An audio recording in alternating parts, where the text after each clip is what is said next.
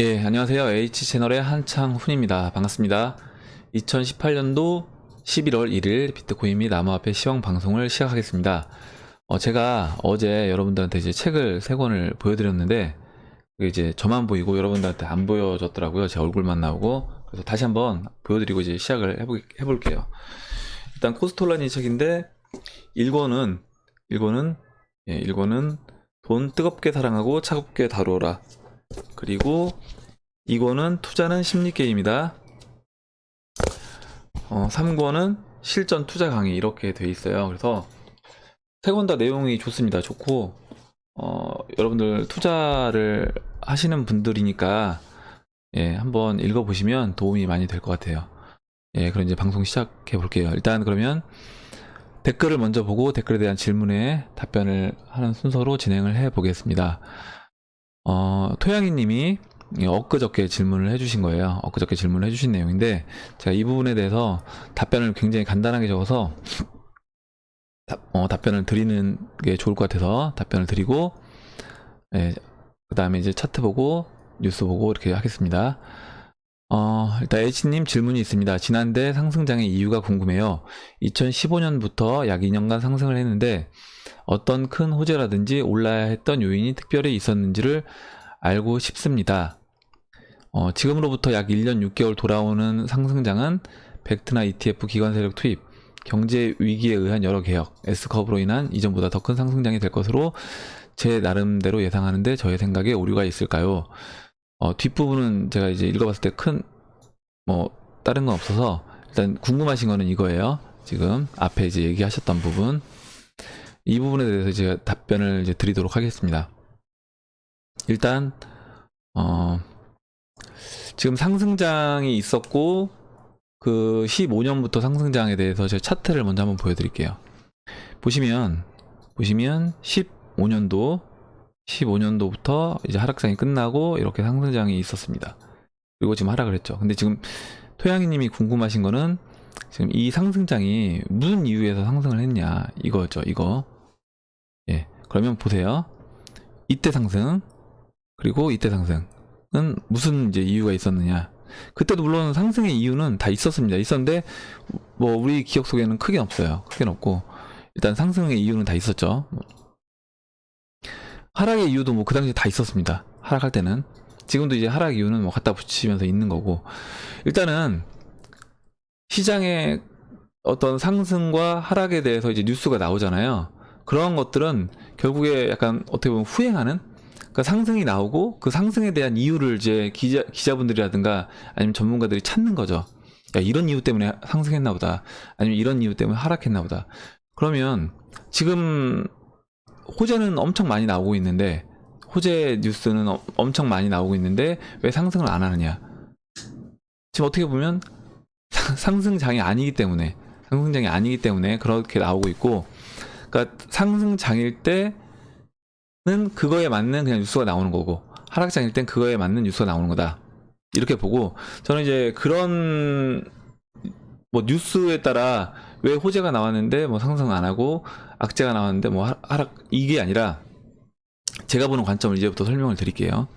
제가 보는 관점은 일단은 이때 상승장은 그 중간에도 물론 반감기가 있었죠. 반감기가 있었고 16년도 그리고 12년도에 반감기가 있었습니다. 그러니까 15년도에서 16년도에 상승장의 이제 이유를 물어보셨으니까 그 부분에 대해서 제가 답변을 드리면, 일단 16년도 7월 10일에 반감기가 있었습니다. 그래서 비트코인이 이제 10분당 채굴되는 게 12.5개로 줄었죠. 12.5개로 이제 25개에서 줄었습니다. 그렇게 되면서 그 채굴되는 양, 생산량이 줄어드니까 당연히 이제 비트코인의 가격이 이제 올라갈 수 있는 요인으로 작용이 되는 거죠. 그리고 마찬가지로 2020년 7월달 아직 날짜가 정해지지는 않았지만 7월달에 또 한 번 이제 반감기가 올 겁니다.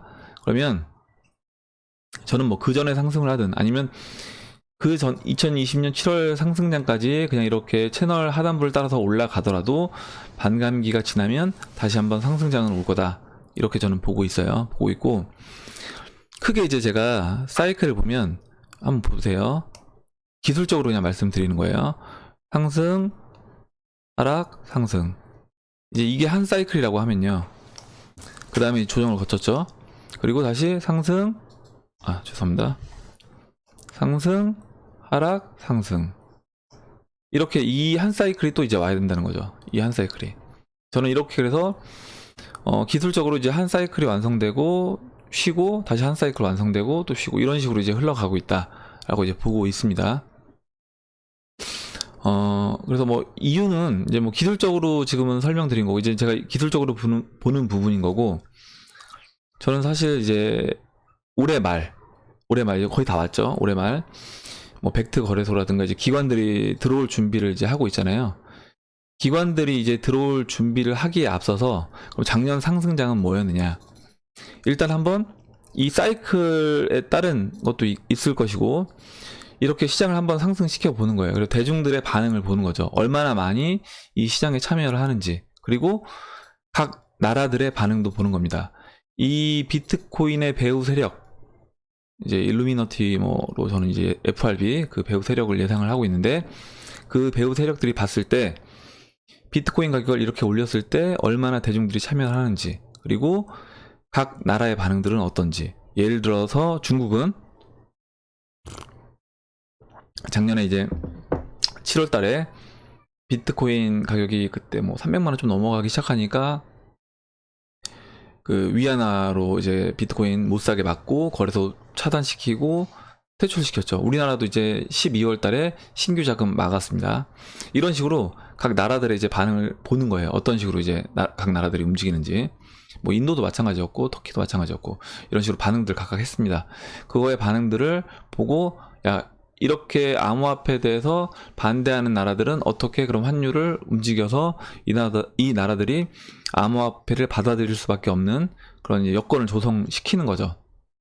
저는 그래서 그 부분을 보고 있고, 그래서 어떻게 보면 작년은 그 비트코인의 배후 세력이 기관들이 들어오기 전에 시장을 한번 테스트한 거다. 그래서 그 각 나라의 반응 그리고 대중들의 반응을 한번 살펴본 거다.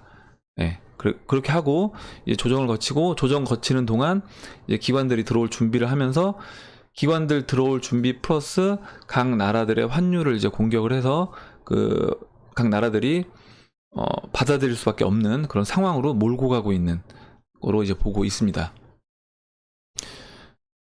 이렇게 설명을 드리고 그러면 기술적인 부분을 보도록 할게요. 예, 비트코인 보도록 하겠습니다. 비트코인 일봉 차트고요. 일봉 차트고 보시면 지금 제가 다른 추세선을 하나 그려봤어요. 지금 이 빨간색으로 보이는 이 추세선. 일단 일본 큰 흐름을 보시면 이렇게 상승을 했고 12월부터 해서 하락장이 시작돼서 본격적으로 1월부터 하락해서 지금 거의 이제 10개월째 하락을 했습니다. 하락을 했고 에너지가 이제 모였죠. 수렴이 됐습니다. 수렴이 됐고 그러면 지금 이 하락장이 언제 완전히 끝났다고 할 수 있느냐? 저는 기준점을 이걸로 보고 있어요. 이 기준점 지금 빨간색으로 보이는 이 추세선 위로 비트코인이 올라와 주면 이제 하락장이 완전히 끝나고 상승장에 들어왔다. 그래서 그때부터는 어떻게 보면은 이제 상승장을 즐기면 되는 그런 상황이다 라고 이제 말씀을 드릴 수가 있습니다. 그러면 지금 이 빨간색 라인, 이 빨간색 추세선을 봤을 때 지금 현재 위치에서 이 라인, 물론 바로 이렇게 수직으로 올라갈 수는 없는 거지만 이 위치에 이제 가격대를 살펴보면 얼마냐면 1259달러니까 예, 뭐 우리나라 돈으로 하면 1100만원 좀 넘겠죠.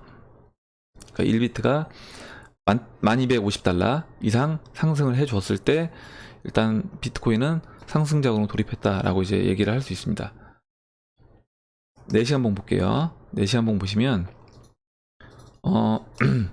이 지금 빨간색 라인 보이시죠? 이 빨간색 라인을 돌파를 했습니다. 돌파를 하고 눌러줬죠. 눌러주고 제가 이 빨간색 라인 따라서 계속 조정이 올 수 있다고 말씀드렸고 실제로 이 빨간색 라인에서는 계속 반등이 나와주고 있습니다. 반등이 나오고 횡보하다가 떨어지고 또 횡보했죠. 여기서 멈추고 하락을 멈추고 횡보 하락했다가 반등 나오고 또 횡보 이렇게 되고 있습니다. 그래서 지금 일단은 어디까지 그러면 조정이 올 수 있느냐, 제가 이제 말씀드린 라인은 이 라인이에요. 이 6월의 저점, 6월 25일의 저점이었던 5,700, 5,700, 예, 5,737, 예, 이 정도, 5,730달러 정도, 이 라인까지도 이 메이저 세력이 만약에 개인들을 완전히 진을 빼고 싶다고 하면 이런 식으로 계단식으로 또 하락시킬 수도 있는 겁니다. 횡보하다가 또 하락, 횡보하다가 하락. 이렇게 됐을 때 굉장히 이제 지치는 아마 분들이 많이 나올 거예요. 그래서 아마 그렇게 되면 좀만 반등이 나와도 개인들은 이제 털릴 수밖에 없다. 제가 여러 번 말씀드렸다시피. 그런데 어찌됐든 간에 중요한 거는 저는 뭐냐면, 이제 일봉에서 제가 봤던 관점은 이거였죠. 일봉에서 이렇게 예, 이렇게 상승을 했다라고 했을 때, 이 삼각 수렴에서 보시면 어찌됐든 위로 돌파가 됐다는 겁니다. 위로 강하게 거래량이 어느 정도 실린 상태에서 위로 돌파가 됐기 때문에 지금 이 추세선 타고 내려오는 거는 여러분들은 그냥 메이저가 사람들 이제 지치게 만드는 그런 과정이라고 보시면 된다. 예, 그런 과정이라고 보시면 되고, 지금 이제 이동평균선은 어느 정도 모여 있지만 이제 200일 이평선이 지금 내려오기 시작하고 있습니다. 지금 보시면 200일 이평선이 약간 꺾였어요. 예, 꺾여서 내려오고 있는 중이기 때문에 여기에서 뭐 상승을 하면서 횡보를 하든, 아니면 이렇게 눌러주다가 급반등이 나오든, 아니면 급반등이 나오고 눌러주든, 뭐 여러 가지 경우가 있을 수 있는데, 어찌됐든 간에 이 이평선들이 이 간격을 좁히는 과정이 지금 필요하다. 그 과정을 거치는 거다. 다만 이제 11월 달이 오면 그 벡트 거래소라든가 그리고 12월 달에 ETF가 있기 때문에 그 시간에 맞춰서 저는 시장은 좋은 반응을 보일 거로 보고 있습니다. 예, 비트코인은 계속 같은 얘기를 제가 반복해서 드리고 있어요, 여러분들한테. 그리고 이제 오늘은 대시를 한번 안 봤었는데 한번 대시를 간단히 설명을 드릴게요. 대시가 초반에 이제 다른 대형 알트에 비해서 먼저 상승을 했죠. 상승을 하고 그 다음에 횡보를 거치다가 하락 채널을 그리고 지금 이제 하락 채널에서 반등이 나온 이후에 보시면 일단은 이 빨간색 15일 이평, 이 하락 채널을 돌파했습니다. 돌파하고 15일 이평선 위에 올라왔다. 15일 이평선 위에 올라온 상태입니다. 그래서 대시도 일단은 만약에 대시가 없는 분들이라고 하면 이 하락이 이제 진정이 됐기 때문에 대시를 관심 있게 지켜보시면 좋을 것 같습니다. 예, 그렇게 보고 비트코인 캐시 보도록 할게요. 비트코인 캐시는 지금 대형 알트들을 제가 계속 체크를 해드리고 있잖아요. 대형 알트. 그 이유는 이거예요. 그러니까 제가 말씀드리지만 대형 알트 중에서 먼저 움직이는 종목이 나와줘야지 시장이 저는 상승장으로 갈 수 있다라고 보고 있기 때문에 먼저 그 대형 알트에서 상승하는 거의 그 수익을 어떻게 보면은 챙기고 그 다음에 이제 비트코인으로 한 차례 수익을 보고 그 다음에 나머지 알트코인으로 이제 옮겨가서 수익을 극대화하기 위해서 대형 알트코인들을 계속 모니터링 하고 있는 겁니다. 비트코인 캐시도 뭐 흐름이 지금 계속 이제 뭐 전저점 근처에 있어서 걱정하시는 분들이 많더라고요. 비트코인 캐시 이제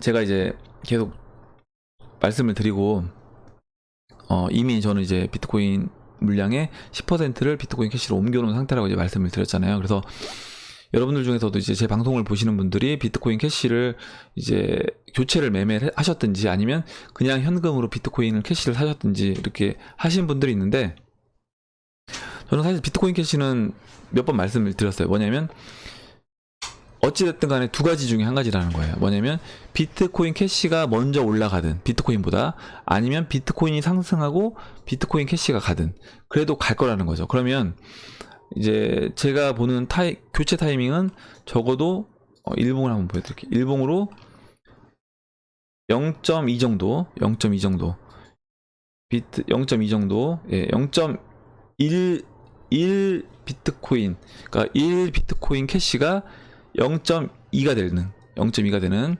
0.2 비트가 되는 이 가격에서 이제 교체를 할 계획인 겁니다.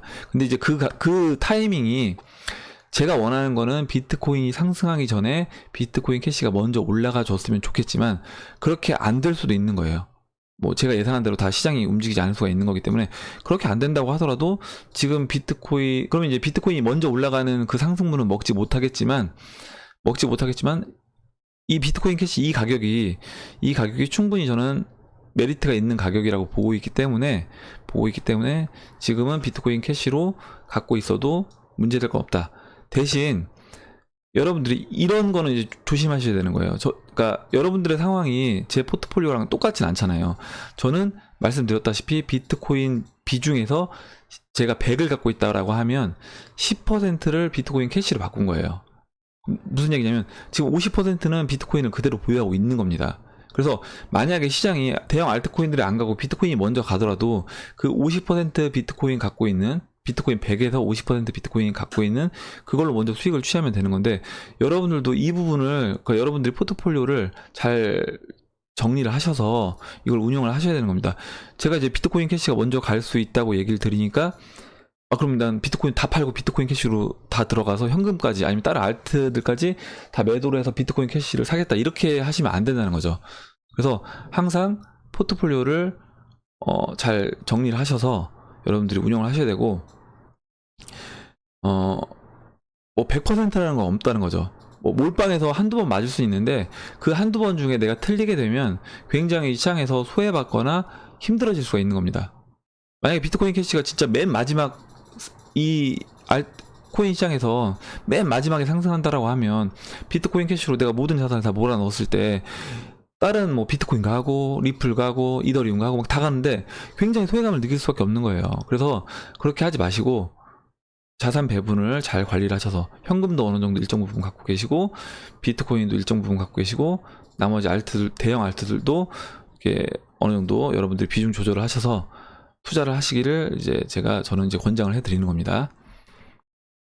그래서 일단 비트코인 캐시 갖고 계신 분들은 저는 뭐 지금 비트코인 캐시 가격은 충분히 이제 싼 가격이고 이 가격은 언제든지 이제 상승으로 올 수 있는 흐름이고 만약에 제 방송을 듣는 분 중에 혹시라도 비트코인 캐시 비중이 너무 많다라고 하시면 저는 이제 반등이 나오면 지금 보시면 제가 121선을 체크를 해드렸어요.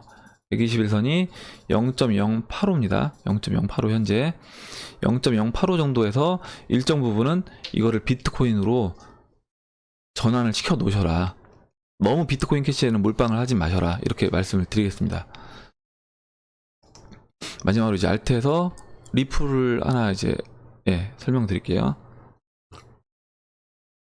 리플 일봉 차트인데 다른 때보다 좀 차트가 이제 좀 더 복잡해 보이는 실텐데 그게 왜 그러냐면 제가 이제 이 갈색 201평선과 지금 검정색 121평선을 같이 그려 넣었어요. 다른 때는 제가 안 그려 넣었다가 보여드리려고. 보시면 리플 같은 경우 이제 일봉에서 보시면 그냥 크게 보세요. 올라가다가 떨어져서 지금 이 15일평선을 깨고 51평선까지 눌러주고 그 다음에 지금 상승하고 횡보를 했습니다. 그리고 횡보를 했는데 지금 보시면 이제 지금 데드크로스가 나올 수는 있어요. 나올 수는 있지만 어찌됐든 반등 타이밍이 되긴 했다. 반등 타이밍이 되긴 했고 지금 리플 같은 경우는 이 갈색으로 보이는 이 200일 이평선 그리고 지금 밑에 있는 이 121 이평선 지금 이 다 위에 있어요. 지금 가격이 지금 리플 가격이 이 이평선 모두 위에 있는 상태다. 그래서 리플이 일단은 저는 대형 알트 중에서는 그래도 대장 역할을 한다고 하면 리플이 좀 되지 않을까. 제가 몇 개 이제 체크하고 있는 것 중에선 뭐 리플, 트론, 그다음 비트코인 캐시, 뭐 대시 이렇게 보고 있었는데 리플이 좀 유력하지 않을까 이렇게 보고 있습니다. 그래서 리플을 보유하고 계신 분들도 조금만 더 기다리시면 저는 괜찮을 것 같아요. 거의 다 이제 끝나가고 있다. 이 기간 조정이 거의 끝나가고 있다. 이렇게 보고 있습니다. 마지막으로 이제 기사를 보여드릴게요. 일단 기사를 보여드리기 전에 일단 그 위안화 차트를 보여드리겠습니다. 지금 위안화 차트가 굉장히 지금 어제도 제가 위험한 자리라고 말씀을 드렸는데 지금 갑자기 지금 방송 중에 이렇게 쭉 떨어졌습니다. 보시면 이런 거는 뭐냐면 제가 방송 준비하기 전까지만 해도 이런 흐름이 아니었거든요. 지금 보시면 일단 볼게요. 예, 일봉을 보시면 굉장히 재밌네요. 예, 일봉을 보시면 제가 이제 어제 말씀을 드렸죠. 뭐냐면 지난 이 고점을 6.9609를 돌파를 했습니다. 6.9609를 이 라인을 돌파했어요. 그래서 굉장히 지금 위험한 상황이 됐다. 위안화는 위험한 상황이 됐다라고 말씀을 드렸고, 실제 이제 한 차례 더 올랐던 거예요. 어제 제 방송 이후에 더 올랐습니다. 이게 보시면 일봉 말고 1시간 번호 볼게요. 어제 방송 이후에 더 이렇게 오른 거예요. 그래서 야, 이거 이제 7위안 넘어가면 진짜 장난 아니겠다 이 생각을 했는데, 지금 여기서 급락이 나왔습니다. 일단 1시간 봉으로 급락이기 때문에 일봉으로 보시면 사실 이 정도까지는 아니에요.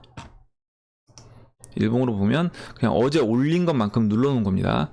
올린 것만큼 눌러놓은 건데 지금 급하게 된 거예요. 이런 거는 거의 이거는 시장에 개입을 한 겁니다.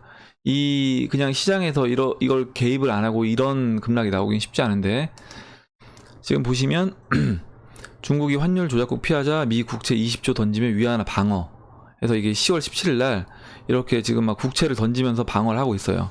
이 기사를 제가 한번 보여드렸었던 거고, 그리고 이런 국채뿐만 아니라 지금 외환 보유고 있잖아요.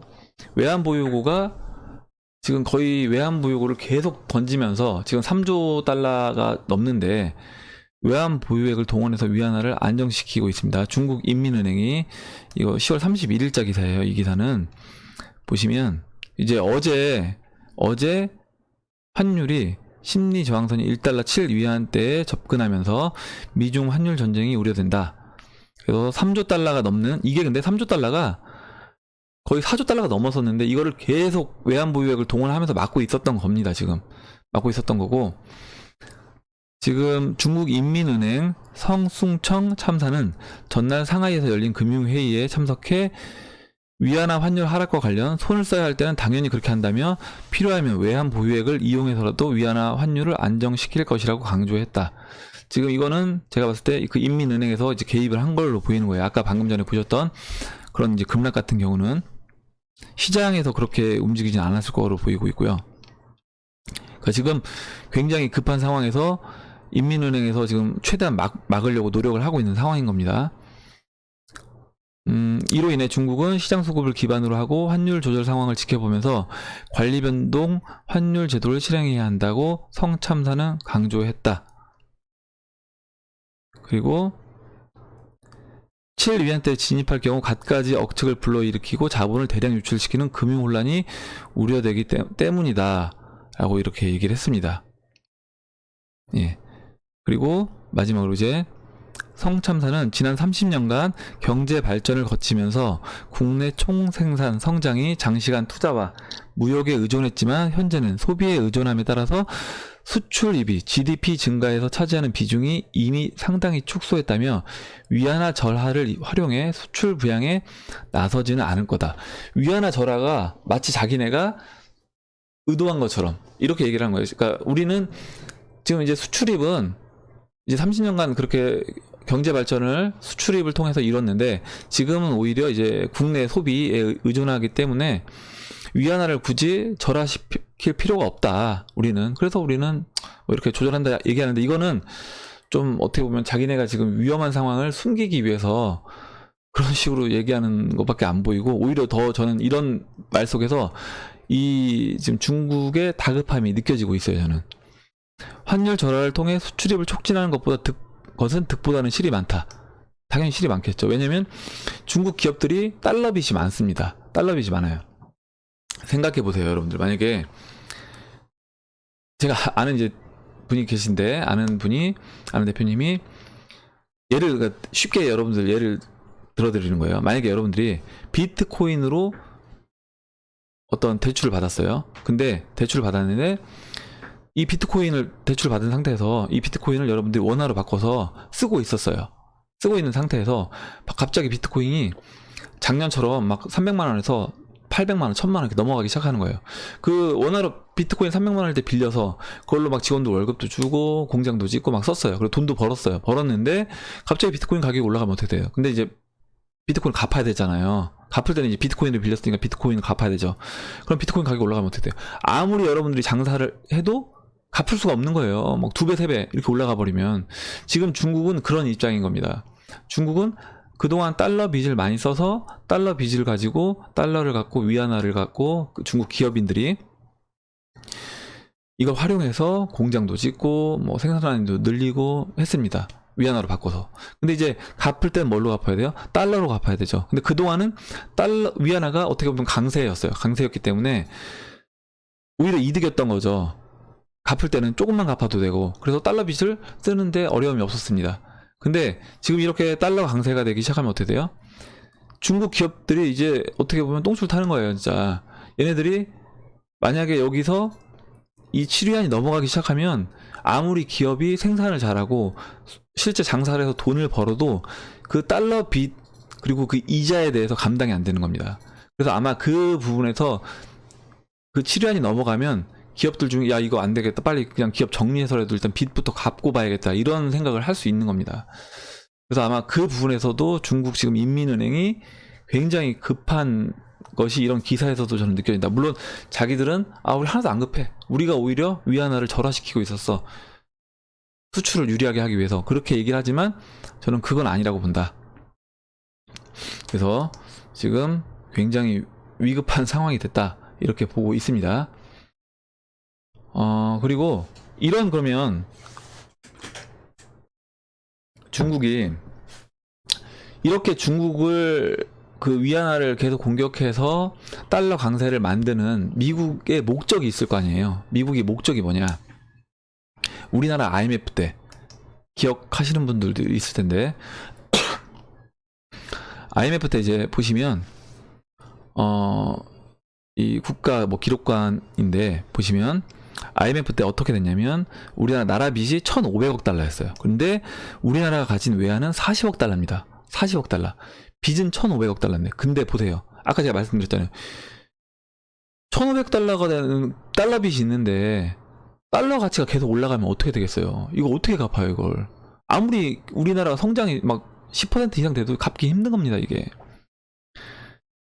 그리고 그때 우리가 이제 30억 달러의 국제기관 지원이 되고, 그 다음에 12월 4일날 긴급히 5억 달러가 공수가 되었다. 그리고 미국, 일본, 독일, 프랑스, 영국, 캐나다, 호주에서 추가로 200억 달러, 총 550억 달러를 지원받았습니다. 1,500억 달러에서 한 3분의 1 정도를. 그래서 이제 일단은 어떻게 보면 숨통을 트여놓은 거죠. 그리고 국가 부도 사태는 간신히 면한 거예요. 그리고 IMF는 그렇게 된 상태에서 우리한테 뭐 했냐면 가혹한 경제 구조 조정을 요구를 했다. 기업들이 무너지고 완전 주가가 바닥된 거죠. 바닥이 됐습니다. 뭐 그때 1000에 육박했던 코스피 지수가 막 200 초반까지 내려왔기 때문에. 그러면서 국채 보상 운동처럼 금 모으기 운동이 이제 일어났습니다. 금은 곧 달러처럼 쓸 수 있어서 금을 모았는데 금을 얼마를 모았냐면 227톤을 모았어요. 석 달 동안. 근데 이게 18억 달러어치밖에 안 됩니다. 18억 달러. 빚이 얼마였어요? 1,500억 달러예요. 그러니까 1% 조금 넘는 거예요. 이거 갖고는 택도 없는 거죠. 이거 갖고는 택도 없는 겁니다. 그러니까 금을 모아서 우리나라가 이 IMF를 벗어난 게 아니라, IMF 벗어난 건 뭐냐면 우리나라의 그 경제 구조 조정입니다. 경제 구조 조정. 그래서 결국에 미국의 그 금융 회사들이 우리나라 기업들의 빨대를 꽂는, 그래서 금융 식민지화를 시킨 거죠. IMF 때. 그걸 이제 어떻게 우리가 볼 수 있느냐? 사실 그 전에는 우리나라도 이제 우리나라 기업들을 보호하기 위해서 우리나라 기업들을 외국인들이 투자할 수 있는 걸 다 한정을 줘놨습니다. 그런데 뭐 예를 들어서 뭐 은행권은 몇 % 이상은 투자할 수 없다. 뭐 기업들은 몇 % 이상은 투자할 수 없다. 외국인들이. 부동산도 마찬가지였고요. 그렇게 했던 건데 지금 이제 이게 보시면 네이버에서 지원하는 이제 우리나라 증권 자료인데 코스피 1위부터 20위까지만 볼게요. 이 외국인 비율을 보시면 삼성전자 우리나라 기업 아닙니다. 52%가 외국인이 갖고 있어요. 하이닉스 48%, 거의 뭐 외국인 회사나 마찬가지죠. 50% 넘을 때도 많습니다.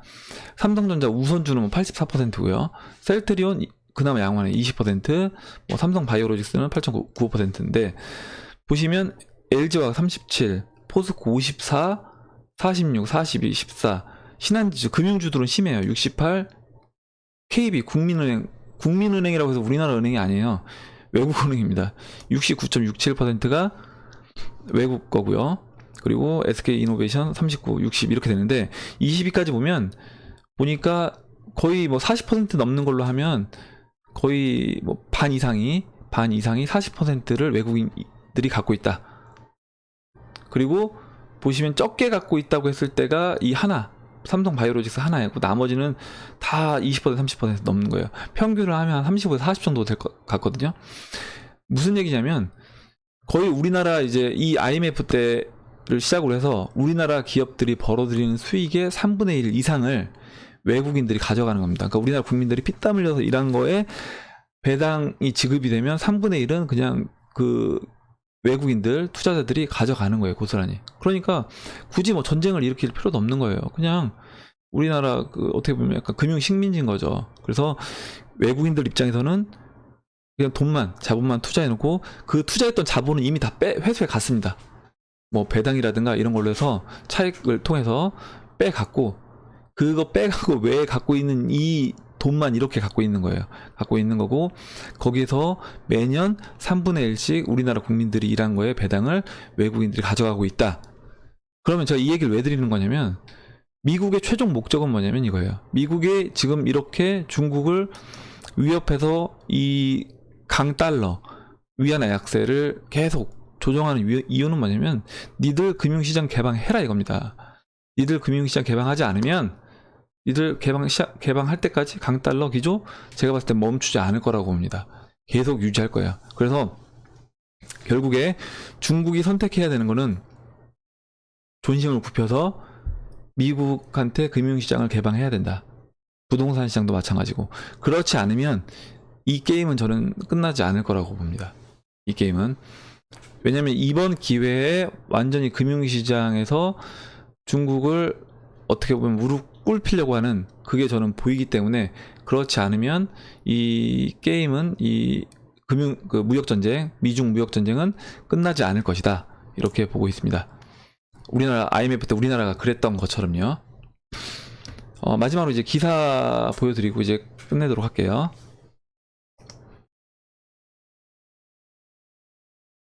예, 코인리스 기사고요. 코인베이스 커스터디 연내 기관 대상으로 BTC 투자 펀드를 출범한다 라는 기사입니다. 코인베이스의 암호화폐 보관 및 관리 서비스인 코인베이스 커스터디가 미국 현지 투자 회사와 손잡고 연내 기관 투자자들을 대상으로 한 비트코인 투자 펀드를 조성할 예정이다. 해당 펀드 최대 5억 달러 규모로 운용될 전망이다. 또한 기관 투자자들에게 가격 변동에 따른 리스크 헤징을 제공, 안정적으로 비트코인을 보유할 수 있도록 한다는 방침이다. 이렇게 나왔습니다. 굉장히 이제 이런 게 뭐냐면 이제 기관 투자자들이 들어오기 위해서 기관 투자자들은 지금 보셨다시피 5억 달러면 거의 이제 뭐 5,500억, 6천억에 이제 가까운 돈인데 6천억 원 이런 돈들을 기관 투자자들이 늘려면 당연히 이거를 기관 투자자들의 이 큰 돈을 안전하게 보관이 되는지 그거에 대해서 일단 기관 투자자들이 가장 걱정하는 부분이 그 부분이니까 그런 부분들을 이제 해결해주는 펀드가 이제 출범이 됐다는 겁니다. 그래서 이제 기관들이 아마 조만간 지금 이것뿐만 아니라 코인베이스 이 커스터디 서비스를 통해서 다른 여러 기관들이 들어올 거로 보고 있습니다. 그리고